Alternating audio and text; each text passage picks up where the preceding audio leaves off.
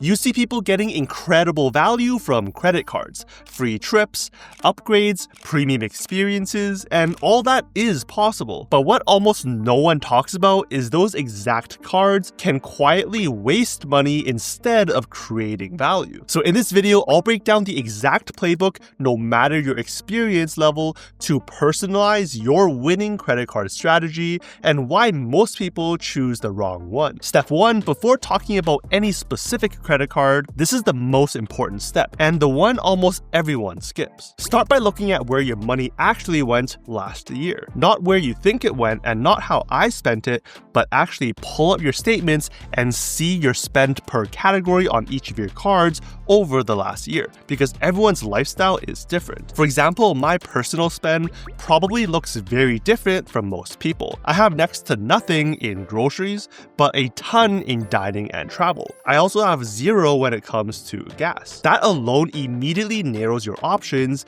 and lets you ignore cards that are more specialized in categories you rarely spend in. Step 2 is thinking about how your next year will look like and what type of constraints you need to work within. Ask yourself questions like, do you have a ton of spend coming up and you want to optimize your return by hitting welcome bonuses? Are you trying to keep your credit profile stable if you're going for mortgages or loan applications, which could mean fewer or just no new cards? Do you have travel plans that need more points, airport lounges, or access to transfer partners? And how much effort are you actually willing to put into this space? Because the more effort and patience you're willing to trade, the higher the potential in reward. For me personally, I know I'll have a few periods of high spend throughout the years around some planned travel, no mortgage or loan applications that are coming up, and I am willing to put in more effort to get those best rewards. A strategy that's focused on someone who values simplicity and cashback can be terrible for someone planning lots of international travel. And those points-heavy setups that look great online can quietly drain money through annual fees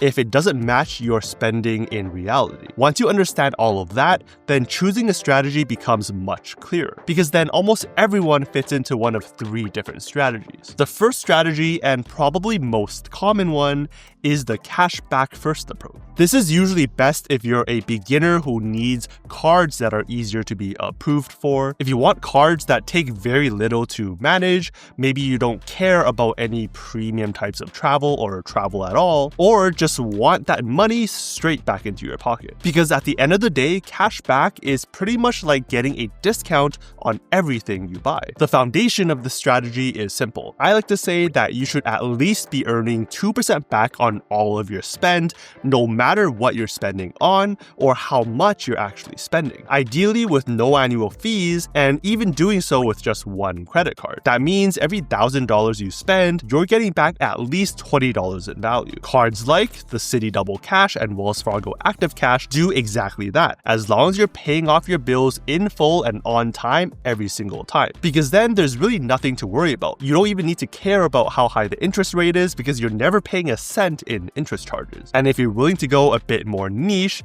then consider the Robinhood Gold card, giving you 3% back on all your spend, assuming you already have Robinhood Gold or you're comfortable with that ecosystem. Now, once you have this baseline covered, this is where that earlier spend analysis comes into play. Instead of just stopping at 2%, you can add 1 or 2 cards that are more specialized in those categories that you spend the most in, and then earn a lot more rewards in those categories. I dine out a lot, so instead of stopping at just 2% back on that spend, I could use a card like the Chase Freedoms to earn 3% back on dining purchases, or the US Bank Altitude Gold card that will earn me 4 times in the dining category up to a certain limit, which could make even more sense. And because those US Bank points can be cashed out at 1 cent per point, the 4 times points is the same as getting 4% back. If groceries are a big category for you, you may consider the Amex Blue Cash Preferred or Everyday cards, earning you 3 or 6% back when it comes to those categories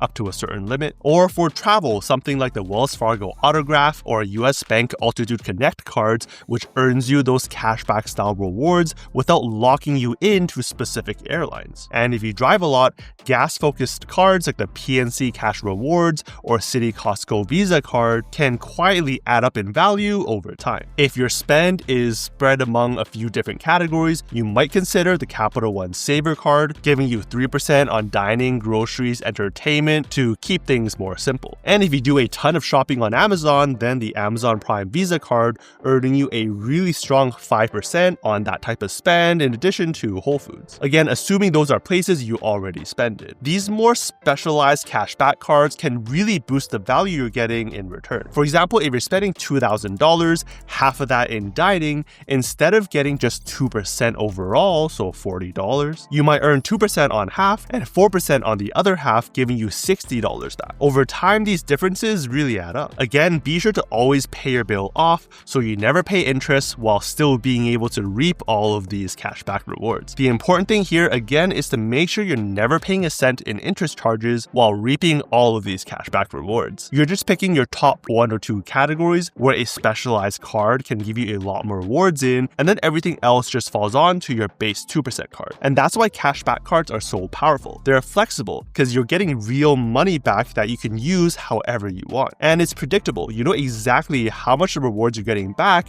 are actually worth. And there's not that much more thinking that needs to happen here. But for some people, this simplicity comes with a negative trade-off. Because while cashback is solid, there's no real upside beyond the percentage that you're earning. If you're someone who isn't tight on cash, enjoys traveling here and there, and the option to get more value from the rewards you earn, maybe turning that same $1,000 of spend to earning $50 or $60 back in value instead of just $20, then this next hybrid strategy might make more sense where you can get the best of both worlds. Now, you still want things to stay manageable. You're not going out there and applying for a new card every 2 to 3 months. And you're not juggling so many different credits in order to just justify the annual fees that you're paying across all the cards. But you are giving yourself the capability to earn rewards that act like cashback most of the time, but can be worth significantly more when the time is right. The key shift here compared to the first strategy is that your cashback cards here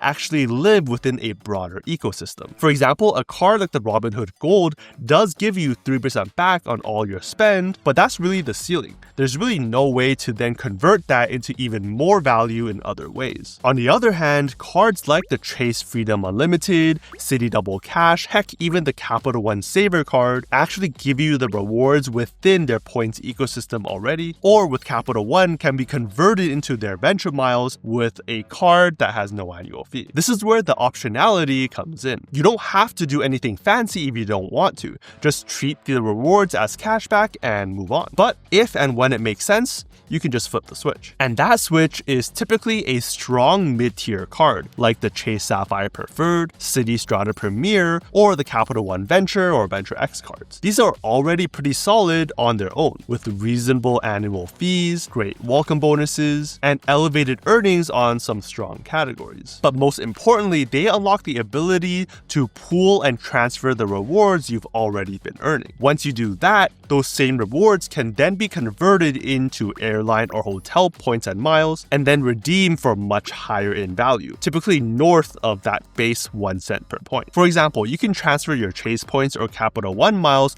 into the Aeroplan program. There, you can book a flight from the West Coast to Japan in business class for 55,000 points, a flight that would otherwise cost over $2,500 in cash. That's over 4 cents per point in value, roughly 4 times what you would get going through basic cashback. Now, yes, some people would point out that you wouldn't really pay that price in cash in the first place, and that's fair. But even if you cut that value in half, you're still getting more than twice what you would get with cashback. And that kind of value isn't just limited to premium flights either. You could also transfer into a program like Flying Blue and then go over to Europe from multiple US cities for 18,750 miles, which often boils down to between 2 to 4 cents per point as well. The important thing though is that you're not forcing redemptions just because they're good value. The strategy is about flexibility. If the redemption fits your your travel plans and is clearly a better value, use your points. If it doesn't, either wait or cash out and move on. There's no pressure to make points work at all costs. And it's also important to be honest that points don't always win. For instance, a card like the US Bank Cash Plus card can earn you 5% back in select categories. That can easily beat a basic 2 times points card, even if you're getting 2 cents per point on those point redemptions. In that case, cashback will still win out, and it's lower effort. That's why I don't think you should be too hung up when it comes to this cents per point value, although I would say it does matter in one important way. Say if you're always getting just 1 cent per point when you're doing redemptions, then cashback is probably the smarter play and you're avoiding all of this extra complexity. But the difference between 2, 2.5, 3 cents per point is just not worth stressing over about because points are meant to be used. In fact, stockpiling these points is typically a bad idea because their value only goes in one direction, down. Programs devalue, award prices go up, meaning you need more points for the same exact flights. Cash, on the other hand, actually goes up in value when you're investing it, meaning the gap just closes even more. That said, while this hybrid approach does explain the logic behind how I think about my cards, I actually operate closer to this next strategy. I'm pretty intentional when it comes to my new cards. I'm not chasing every single card out there every few months, but I am willing to plan ahead and trade my effort for outsized travel value whenever I can. And that's being a points and travel maximizer. This is for those who want all the bells and whistles. You travel a ton, maybe you travel with more than yourself most of the time, and you actually care about the travel experience, not just a way to get from point A to point B. Things like lounge access, premium seats, and nicer hotels actually matter to you. And ideally, you want those experiences without paying those full cash prices out of pocket. It's almost like enjoying the process of finding the best deals as much as the trip itself. Kinda. And honestly, I'm personally guilty of most of that. It's not always easy. It's a steep learning curve and often means planning months, even a year in advance when you travel. But for me, this payoff here has been consistently worth it. With this strategy, the focus shifts almost entirely to earning a lot of different points and then exclusively using them through transfer partners and redemptions that way. That's how I've used 99% of all my points and miles earned throughout the years on experiences like this, while also keeping a close eye on a few other things. Like with welcome bonuses, planning ahead, knowing when I might have times of higher spend. Things like new gear, big trips, or yearly expenses like insurance, with minimum spends that you can realistically hit for those high welcome bonuses. For example, I picked up the Bank of America Atmo Summit card right before my major trip to Asia and Australia earlier this year. That made it really easy to hit the welcome bonus at the time and make use of that 3 times points on all foreign spend. And in some cases, just the welcome bonus on one card alone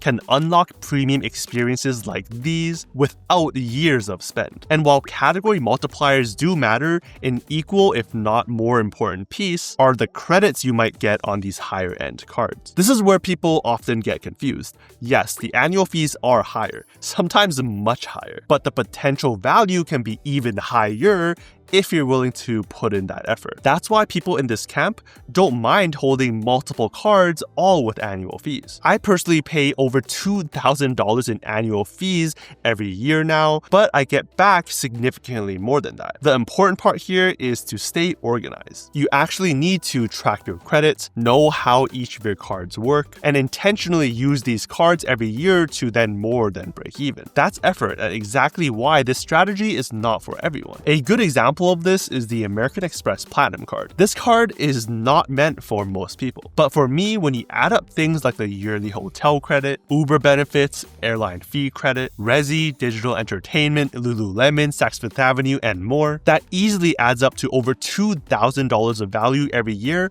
on things I would be spending on anyways, and more than justifying that $895 annual fee. And that's not even including the non-monetary benefits like getting access to many lounges, leading to to experiences like these, not just for myself, but all those I travel with as well. If you're also able to find this outsized value on other premium cards, like the City Strata Elite or the Sapphire Reserve, by all means, you can hold all of them if you want. It's just that it will scale with more effort, more tracking, more organization to then make sure you are getting that value every year. The deeper you are in this space, the more you'll need to pay attention to changes like transfer partners, like with Capital One including JAL not too long ago, award price changes and devaluations, limited time or all-time high welcome bonuses, or certain rules like only qualifying for a welcome bonus once per card per lifetime. It's hard work, takes a lot of learning and organization, and I've messed up before, but the upside of this strategy is pretty clear, earning premium experiences that you'd never pay cash for. And not only for yourself, but possibly for those around you as well. But I will say, as devaluations happen and as the value of most people's time goes up, it may make sense at some point to then go back to maybe a hybrid type of setup. You keep a lot of the upside, but cuts down on a lot of that complexity. That said, I genuinely enjoy finding deals, aviation, and the entire travel experience. So for me, that transition might be kind of hard. If you zoom out, almost everyone falls into one of these categories: cashback, hybrid, or the points and travel maximizer. And as you move further down that spectrum, you're trading more effort and complexity for potentially much higher rewards. But just make sure there's a clear why behind every one of your cards. And for a breakdown on exactly that across all 20 plus cards I've ever had, check out this video here and I'll see you over there.